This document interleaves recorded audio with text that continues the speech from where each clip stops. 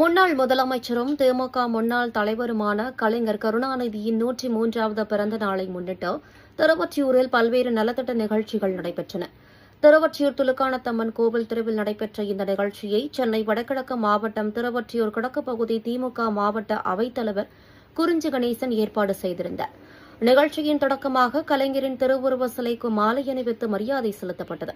தொடர்ந்து திமுக கழக கொடியை 1வது மண்டல குழு தலைவர் திமு தனியரசு ஏற்றி வைத்து நிகழ்ச்சியை தொடங்கி வைத்தார்.